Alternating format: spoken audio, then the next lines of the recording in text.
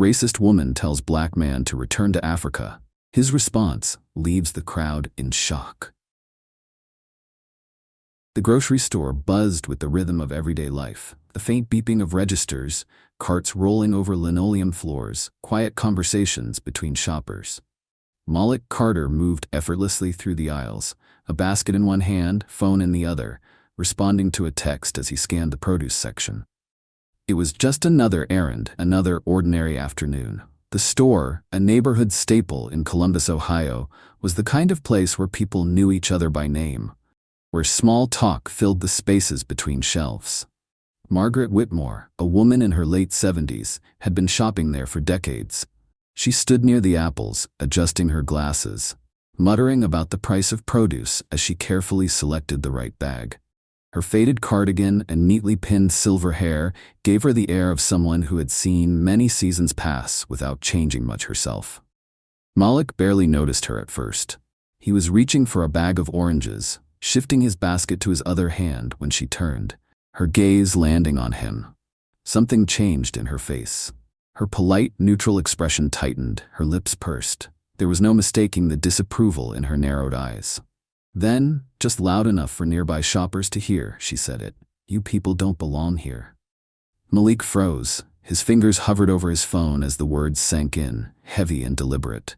He looked up, catching her gaze, but she wasn't done. Her voice, sharp and cutting, rose a little louder. "Why don't you go back to Africa where you came from?" The air around them shifted, the comfortable hum of the store fracturing into uneasy silence. A young mother pushing a stroller near the bread aisle turned her cart abruptly, steering her child away from the tension. An older man near the potatoes glanced up, brows furrowed. A cashier craned her neck from the front lanes, sensing the shift in atmosphere. No one spoke. The moment stretched, heavy with the weight of the woman's words. Malik's heartbeat thudded in his ears. Of all the ways his afternoon could have gone, this wasn't one he had planned for. He wasn't a stranger to racism. He had seen it before, felt it before. But here, in the middle of a grocery store, in broad daylight, with strangers watching, that was different. Margaret stood firm, her thin frame radiating defiance, as if she had thrown down a challenge she was sure he wouldn't answer. Malik could feel every pair of eyes on him, waiting, anticipating. Would he lash out? Would he walk away? He had 1,000 responses lined up in his mind. Anger? Sarcasm? A sharp retort that would put her in her place. But something told him that wasn't the answer. Instead, he let the silence stretch. He shifted his basket to his other hand, standing a little taller, his presence growing without having to take a single step forward. Then, in a voice calm but unwavering, he spoke. "Ma'am," he said, his tone carrying through the quiet store, "do you even realize what you just said?" The store held its breath. The storm was coming. But it wasn't the kind anyone expected.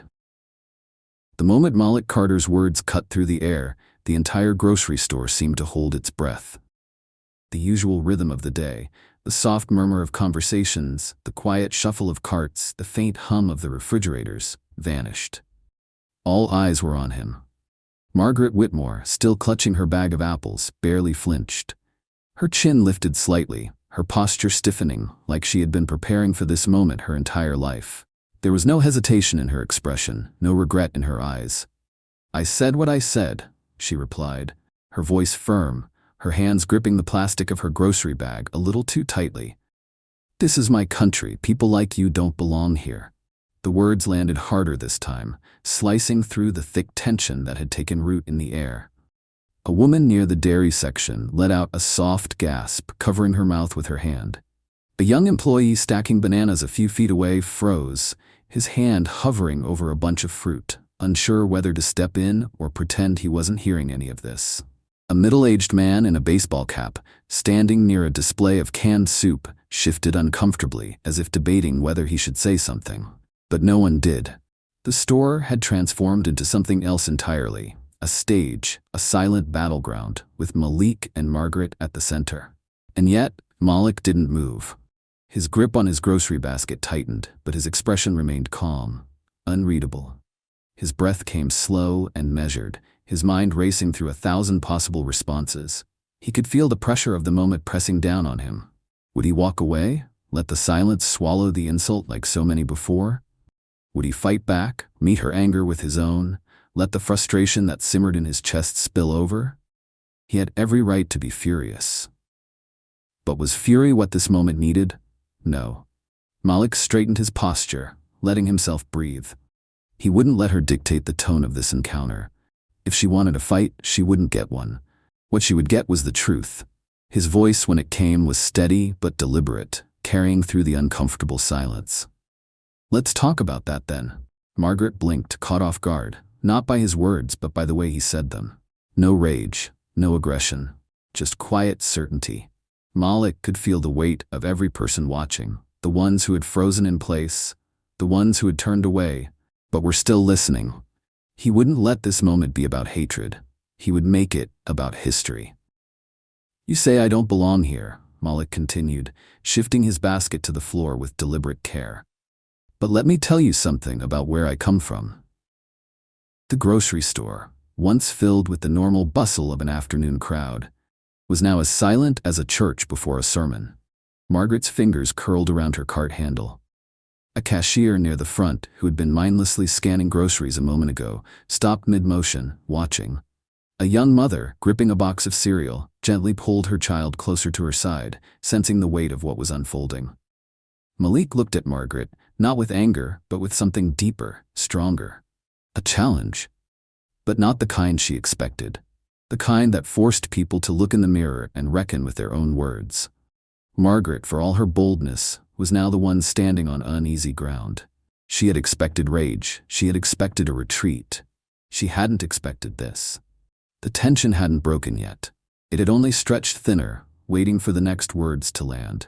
And Malik was ready to speak them. The air inside the grocery store had thickened, the weight of the moment pressing against everyone standing in that small space between the fruit displays and the shelves of neatly stacked bread. Malik Carter stood still, his posture composed, but inside he could feel the energy of the moment coiling tight, waiting to be released. He knew how this would normally go. He had seen it before, felt it before. An insult, a taunt, a moment of open hostility. And then, one of two things, either anger, which led to confrontation, or silence, which let the moment pass unchallenged, leaving the words to hang in the air like a stain that couldn't be washed away. But today, he wouldn't choose either of those options. Instead, he inhaled deeply, steadying himself, feeling the quiet eyes of the onlookers waiting for him to explode or retreat. He did neither. Instead, he spoke. Let's talk about that since you brought it up. The sentence was calm, deliberate, it wasn't defensive, and it wasn't an attack. It was an invitation. Margaret Whitmore's brows furrowed. She had expected a reaction, something that validated the superiority she believed she had over him. But he wasn't giving her that. She adjusted her cardigan, squaring her shoulders, her expression hardening. There's nothing to talk about, she said. You weren't supposed to be here. You never were. A ripple of discomfort spread through the small crowd that had gathered, people shifting in place, glancing at each other, but still not daring to intervene.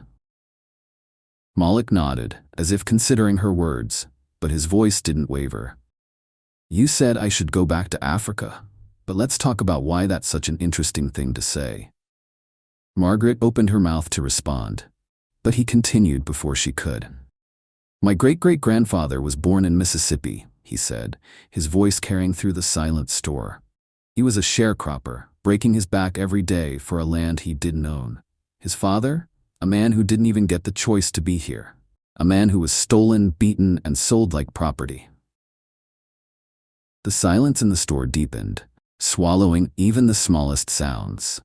Margaret's lips pressed together, her fingers curling around her bag of apples. Malik wasn't stopping. My grandfather fought in World War II, he continued, his tone sharpening, for a country that sent him overseas to risk his life. And when he came home, do you know what he got in return? He wasn't allowed to sit at the same counters as the men he fought beside. He wasn't allowed to drink from the same fountains. He wasn't treated as an American, even though he bled for this land. But he stayed, because he believed in this country's promise, even when it didn't believe in him. Margaret shifted uncomfortably, but Malik wasn't speaking just to her anymore. He was speaking to everyone. A young mother near the dairy aisle clutched her cart a little tighter, her face unreadable.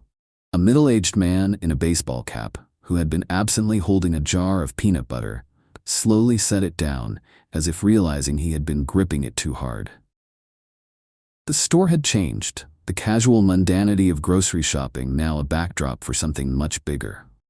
Malik's voice softened, but it lost none of its weight. "And my parents?" He shook his head slightly.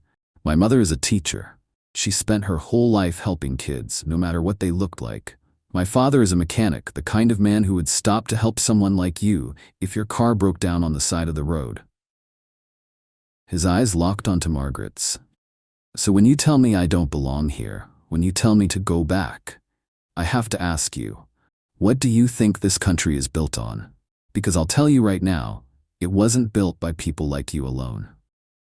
The tension in the store was so thick, it could be cut with a knife. Margaret's fingers trembled slightly as she gripped the handle of her cart.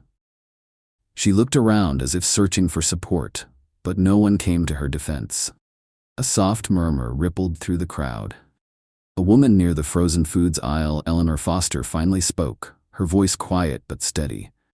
"My father fought in that same war." She swallowed, her eyes flickering with something like regret. "And he always told me the only color that mattered was the red on the flag." Margaret's jaw tensed, but she had no response. The young cashier at the front, Sophie Ramirez, who had been silent until now, spoke up next. "That was the most powerful thing I've ever heard." Malik let out a slow breath, his hands relaxing at his sides. He had no intention of humiliating Margaret, but he wouldn't let her words go unanswered.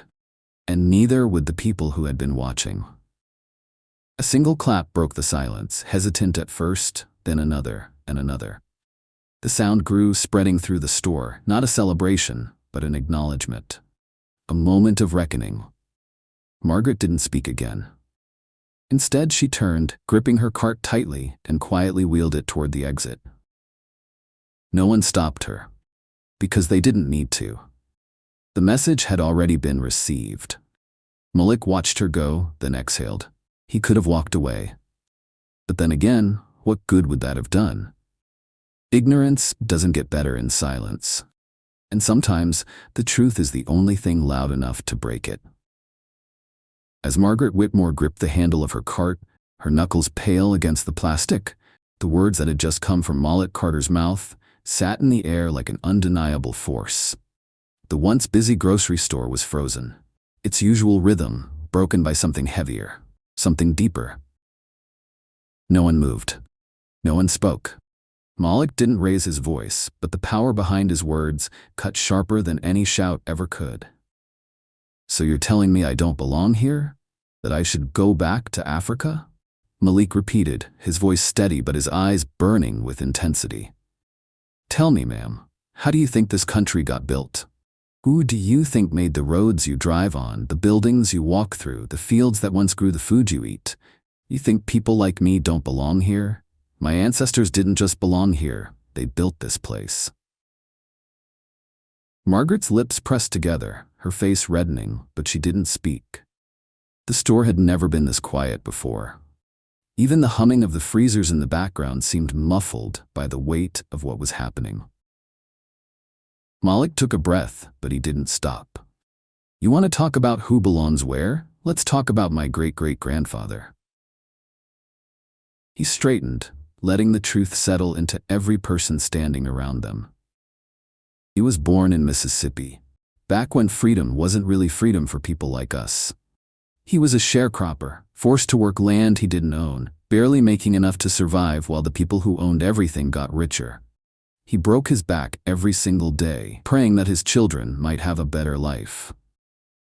A few shoppers shifted uncomfortably, their hands tightening around their carts. Some looked at Malik with newfound curiosity, while others avoided his gaze, pretending they weren't hanging on to every word. Malik didn't care. He wasn't finished. His father, Malik continued, his voice never shaking. He wasn't given a choice to be here. He was stolen.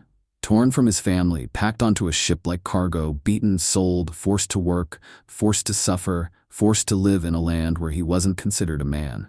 And for what? So that generations later, people like you could tell me I don't belong? A woman near the bakery section, who had been watching silently, exhaled shakily, wiping at the corner of her eye. Margaret still said nothing. Malik took a step closer, not in aggression, but in conviction. He could see that she wasn't unaffected anymore. Her jaw was tight, her shoulders stiff, but there was something in her expression, a flicker of uncertainty. And so he kept going. My grandfather fought in World War II, Malik said, his voice carrying across the store. He went overseas to fight for this country, to defend it, to put his life on the line for the same flag you believe in. But when he came home, do you know what happened? He wasn't welcomed back like a hero. He wasn't given the respect he deserved. He couldn't sit at the same lunch counters as the men he had fought beside. He couldn't drink from the same fountains. He was called names, spat at, and told he still wasn't good enough. And yet, he stayed. Margaret swallowed hard. A few feet away, Tom Henderson, the man in the baseball cap who had been lingering near the canned soup aisle, finally spoke. My dad fought in that same war, he said, his voice rough, as if he hadn't planned on saying anything, but couldn't hold it in anymore. He used to say that when you're on the battlefield, it doesn't matter what color the guy next to you is. He's your brother, that's all that counts. Malik nodded toward him, a silent acknowledgement between two men who had grown up with different struggles, but maybe not as different as people thought. He turned his attention back to Margaret. And my parents, Malik said, his voice softening, but losing none of its strength. My mother is a teacher. She spent her life helping kids, no matter where they come from, no matter what they look like. My father's a mechanic. The kind of man who would stop to help you if your car broke down on the side of the road. The kind of man who believes in helping people, not because of the color of their skin, but because it's the right thing to do. Margaret's fingers trembled slightly against the metal of her cart. She opened her mouth, then closed it again. She had plenty to say earlier. Now there were no words left to give. The crowd around them wasn't just watching anymore. They were listening. A young woman near the registers, Sophie Ramirez, finally broke the silence. That was the most powerful thing I've ever heard, she said, her voice shaking slightly. Margaret's eyes darted to the people around her. For the first time, she wasn't the one with the upper hand. She had expected Malik to shout, to curse, to walk away in anger. Instead, he had taught her something. Something she wasn't ready for. So tell me again, ma'am, Malik said, his voice quieter now, but even heavier than before. Do I not belong here? Margaret looked away. Her hands tightened around her apples, her face flushed. She gave a stiff nod, then without another word, turned her cart toward the exit. She didn't apologize. Maybe she never would. But as she walked away, the entire store understood what had just happened. And so did she. Malik exhaled, his hands loosening at his sides. He could have walked away. He could have ignored it. But some things are worth standing for. Some things are worth saying. Ignorance doesn't fade in silence. And today, everyone had heard the truth. For a long moment after Margaret Whitmore turned her cart away, the grocery store remained frozen in stunned silence. The weight of Malik Carter's words lingered in the air, pressing down on everyone who had just witnessed what had unfolded. It wasn't just about what was said. It was about what it meant. No one had expected this. A routine grocery trip had turned into something much bigger. Something that felt like it would be talked about long after the aisles were restocked, after the receipts were thrown away, after the doors of the store had closed for the night. And then a voice broke the silence. He's right. It came from Tom Henderson, the middle-aged man in the baseball cap who had been standing by the canned soup. His voice was rough, heavy with something deeper than just agreement. Regret, maybe. Reflection. A truth he had always known but never said aloud. We've got to be better than this. A murmur rippled through the crowd. A slow shift in energy. It was subtle, But it was there. The weight of realization settling on the shoulders of those who had been bystanders only moments ago. Near the frozen foods aisle, Eleanor Foster, an older woman with soft gray hair, wiped at the corner of her eye. Her hands trembled slightly as she clutched a carton of eggs against her chest, her voice barely above a whisper. "My father fought in that same war," she said, shaking her head, "and he always said the only color that mattered was the red on the flag. I don't know what he'd say if he were here now, but I'd like to think he'd stand with you." Malik exhaled slowly, nodding toward her, a moment of silent understanding. The young cashier at the front, Sophie Ramirez, had been watching the entire time, her scanning paused, a customer's bag of flour still sitting motionless on the conveyor belt. She suddenly called out from behind the register, her voice louder than she probably meant it to be. "I've never seen anyone handle something like that so gracefully." Malik glanced toward her, surprised. She smiled faintly, shaking her head as she continued, "Most people just yell or walk away, but you made us listen." More murmurs spread, people exchanging quiet words, nodding in agreement. Some still avoided eye contact, others shuffled awkwardly, unsure of where they stood in all of it. But no one was indifferent anymore. Malik had spoken the truth, and now no one in that store could pretend they hadn't heard it. Margaret Whitmore had entered the grocery store expecting to say what she wanted and walk away without a second thought. Instead, she had left with her words stripped bare, exposed to the weight of history, to the force of truth. She had left without saying anything else. But the silence she left behind, that spoke louder than anything she could have said. As Margaret Whitmore pushed her cart toward the exit, her hands trembled slightly against the plastic handle. She had entered this store feeling like she owned the space, like she was entitled to say whatever she wanted, however she wanted, without consequence. But now the ground beneath her felt unsteady. She could feel the weight of every pair of eyes on her back, the unspoken judgment in their gazes. For the first time in a long, long time, she felt small. She had been so sure of herself when she spoke, so sure that people would nod along or look the other way, that the world still worked the way it had when she was young. But now there was doubt creeping in.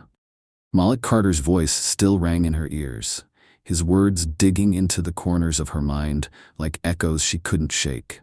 She had expected anger, shouting, maybe even a fight. That would have been easier. Instead, he had given her something far worse: truth. And truth had a way of lingering.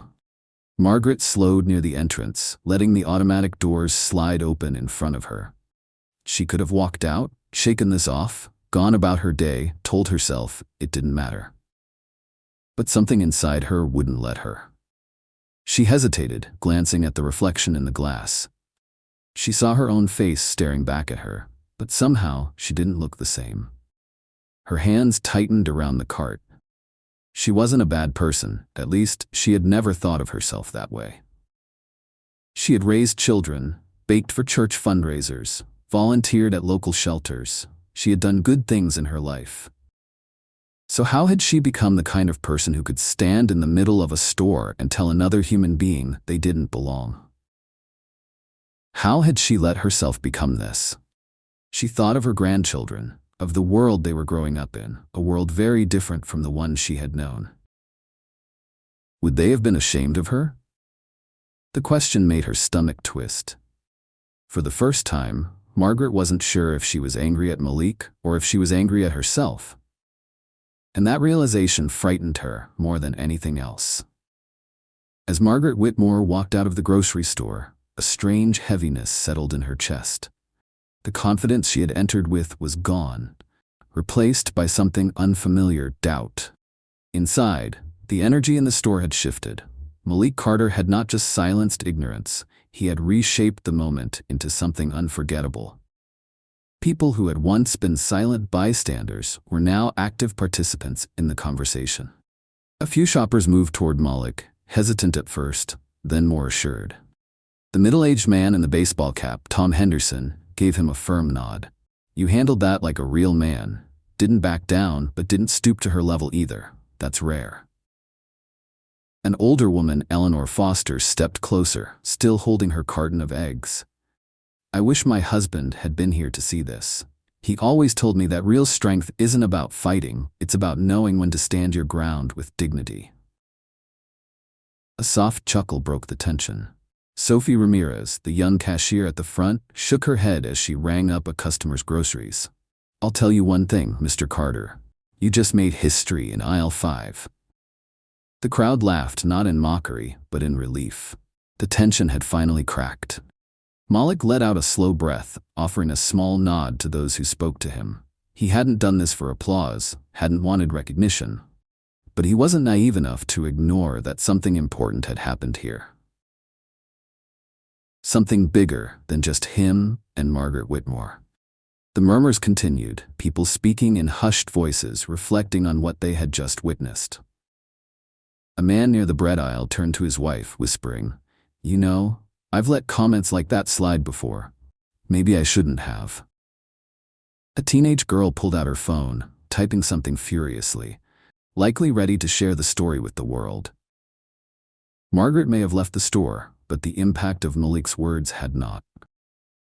This wasn't just about a single moment. It was about how people chose to carry it forward.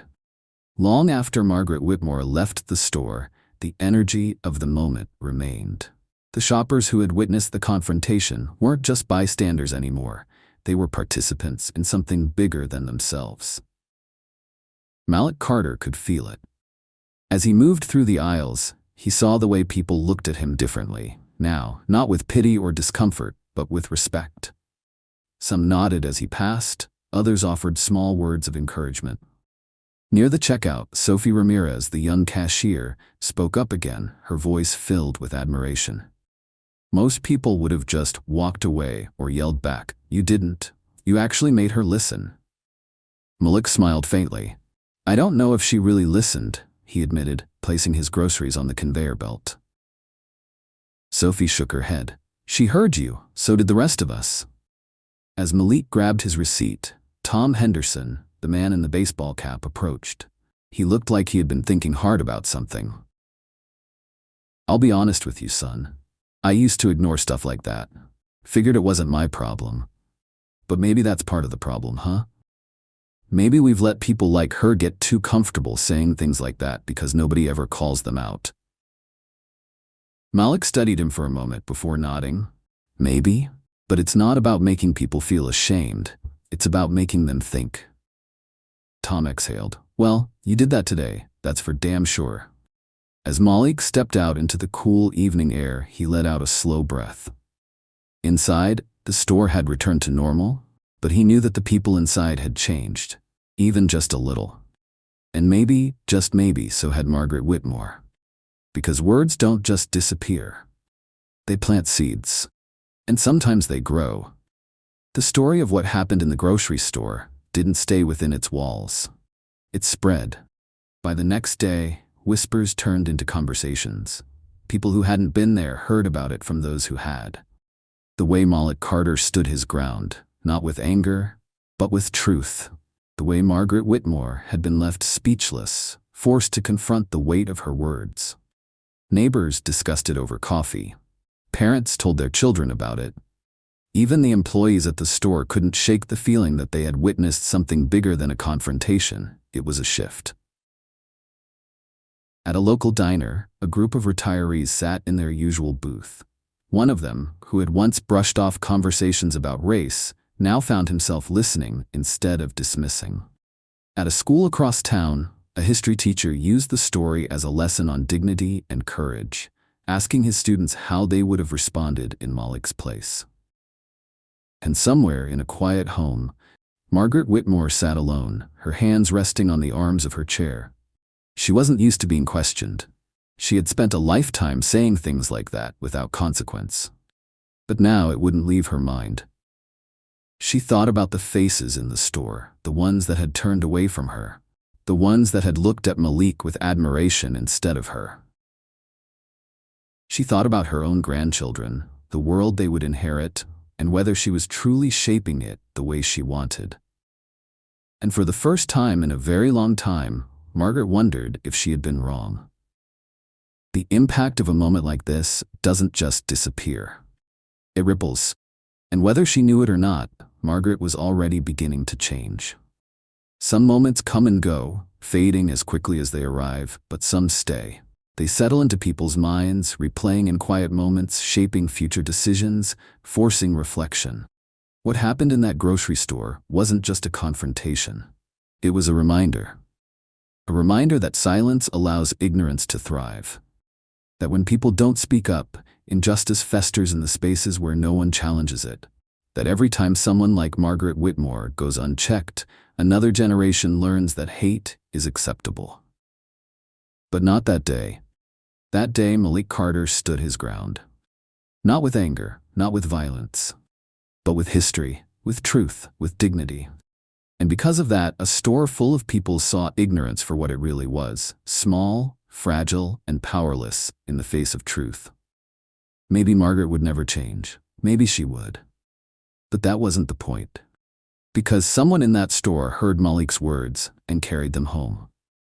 A father who would now teach his son to speak up, not stay silent.